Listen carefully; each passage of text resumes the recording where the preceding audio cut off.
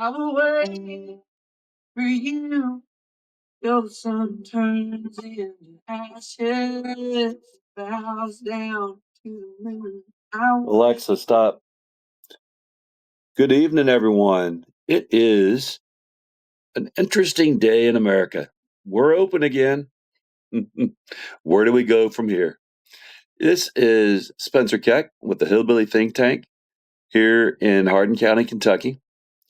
And I'm looking today at the news and just amazed that we're going through some crazy times. Yes, the government is open again, but on the Marine Corps birthday, November 10th, and the day before Veterans Day, who should the president invite to the White House but Mr. Al Jawani from Syria, the new leader of Syria, who had a $10 million bounty on his head placed there by the U.S. government just a few years ago because he is a leader of Al Qaeda.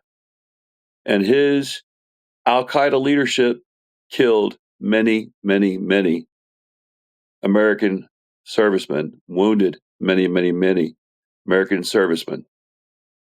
And yet, right now, he has been elevated to the status of best friend of our president and been in the White House shaking hands with the president as I guess we've decided that Al Qaeda is now our friends. Remember Al Qaeda? They're the ones responsible for the attack on the Twin Towers and the Pentagon and for getting us into the war that lasted 20 years. You know, that debacle in Afghanistan that should have ended when I was there because I was with the 15th Marine Expeditionary Unit when we went in right after the attack happened because we were already in deployment and we were already training in Australia when the attack happened. So it just dumbfounds me as a global war on terrorism veteran how now our president is palling around with a man that had a $10 million bounty on his head. And we just learned today that we're doing missions in Syria in conjunction with this guy, supposedly against ISIS. Sounds to me like another one of these times when countries play nice with America so that America can kill their enemies. That's the guys that are palling around with us, that hate us to death, you know? But man, I heard some doozies, but palling around with a guy that we know is an Al Qaeda leader, that we know we had a $10 million bounty for his head, and now he's chumming around the White House. Wow. And this is even while we're feeding this guy here in America while we still were in a government shutdown just on the November 10th. Because it wasn't until just a few minutes ago that the president signed the bill to open up the government. Yet while people were starving, we were having this guy over for dinner. You just can't make this stuff up, can you?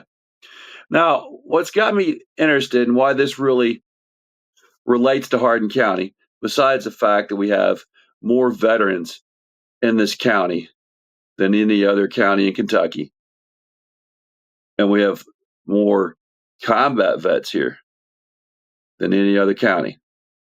It's the fact that we are still gearing up for wars all over the place with this leader who claims to end more wars than anyone else.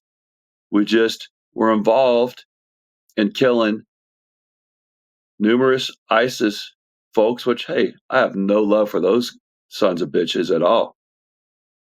but we, killed 19, captured about 6 from what I'm reading right now. So we're very active with our military in combat in Syria still.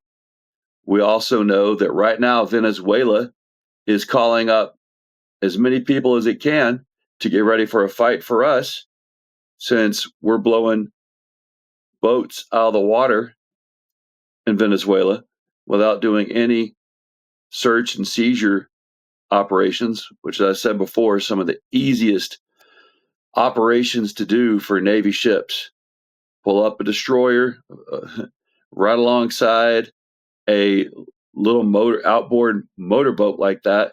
Real easy for us to board those boats, see what they got on them, grab everybody that's on there, zip tie them, put them in jail. But no, without due process, we're murdering these folks, not even making sure if they really have on those boats what we say they have. So we're looking for an excuse to go to war. Venezuela's ready to give it to us. If the president so decides, our president decides that's what he's going to do. We got that going on. We got Syria going on. We're still shelling other countries in the Middle East. We're propping up one of our allies in the Middle East, have been, to billions of dollars worth every year, Israel. And yet, do we think that anyone really is going to want to join our military after we just had the longest shutdown in our history, didn't pay our troops, and we see that we now have a Secretary of Defense who talks to generals like they're idiots? Not quite sure what we really think that does for recruiting efforts.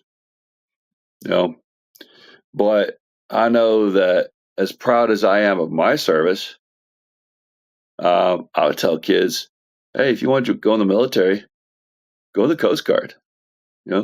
Used to be, I would tell them all the time, hey, join the hospital corps like I did, join the Marine Corps. But man, I don't know.